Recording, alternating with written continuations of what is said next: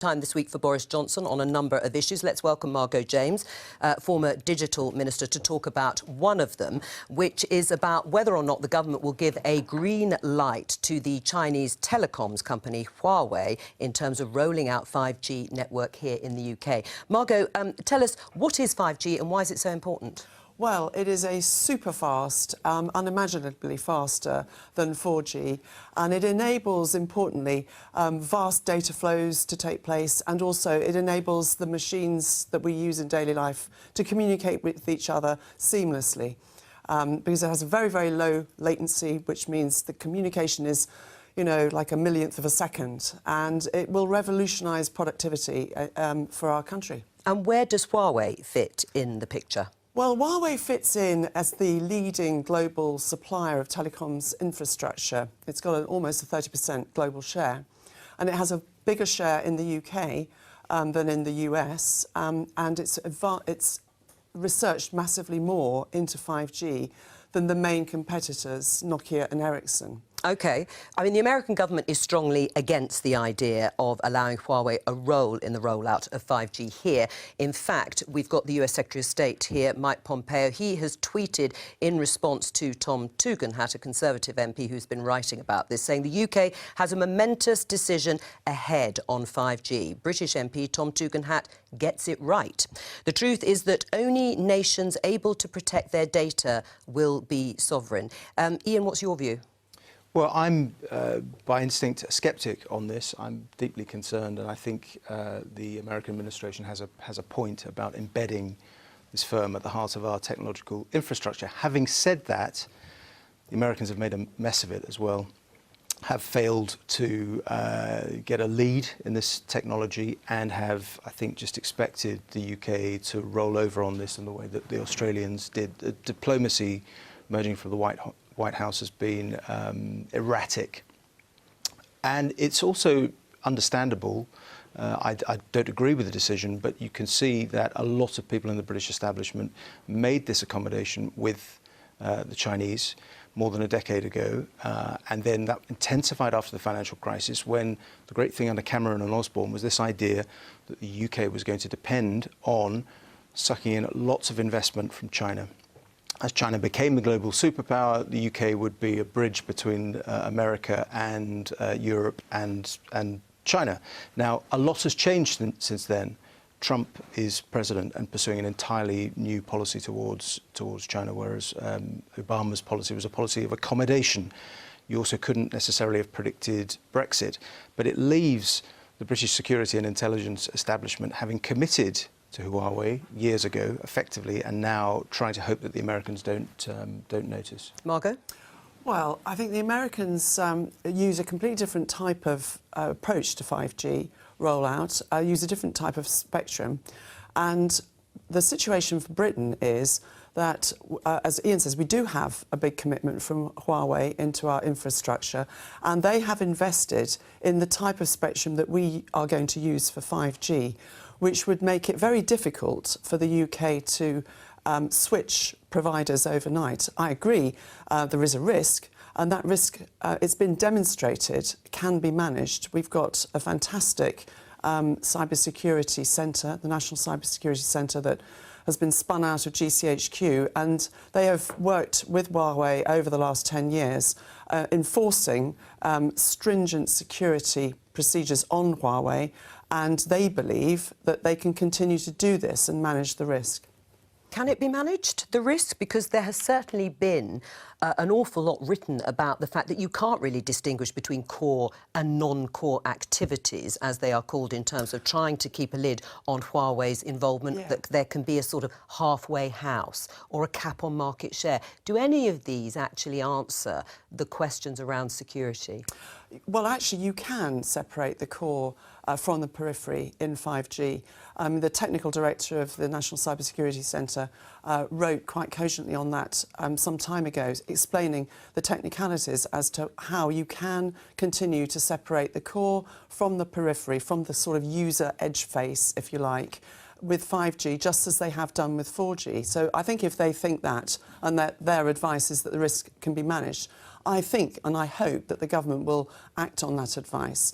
And it is possible to cap the supply, but not overnight. I mean, a ban overnight would put our deployment of 5G back several years, and I don't think that would be good for the country's economy at all. I mean, Heidi, we've been talking about the US administration. What's your view?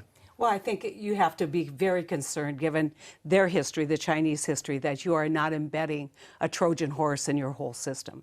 And I think that the Secretary of State is right to raise alarms, and I think that you have to think very, very closely and carefully about whether you understand Chinese technology as well as the Chinese do.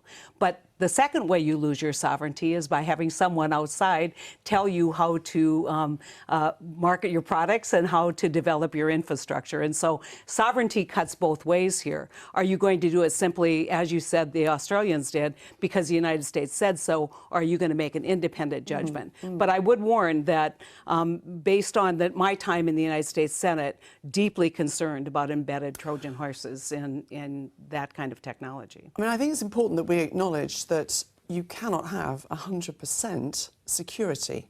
And whichever supplier you use, the other two main companies, Nokia and Ericsson, use vast numbers of component parts manufactured in China.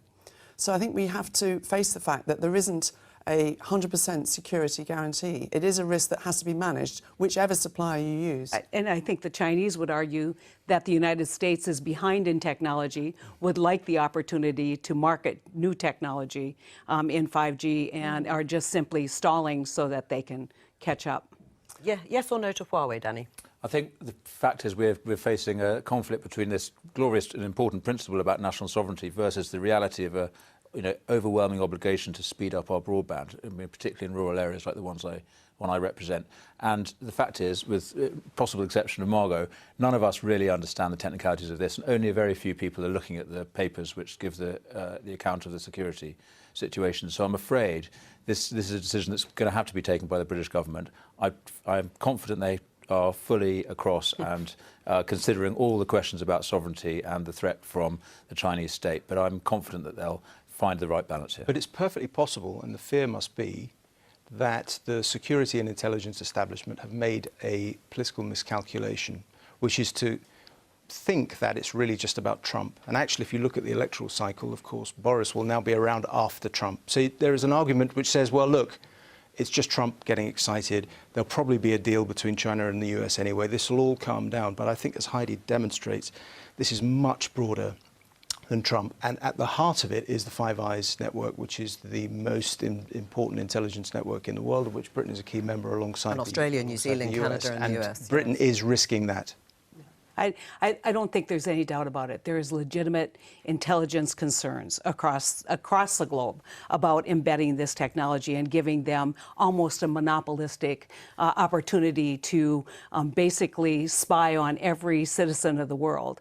We know that already they spy on their own citizens using this technology, and so it's a leap of faith. But again, sovereignty would require you do your own evaluation, you do your own assessment, and you make a decision. I would argue that when you look at new technology, SpaceX has a new technology that they're going to deploy using low-level satellites that will, in fact, do perhaps more for our rural broadband issue than 5G ever would. Right. I mean, what will it do? What impact will it have on US-UK relations? I think minimal.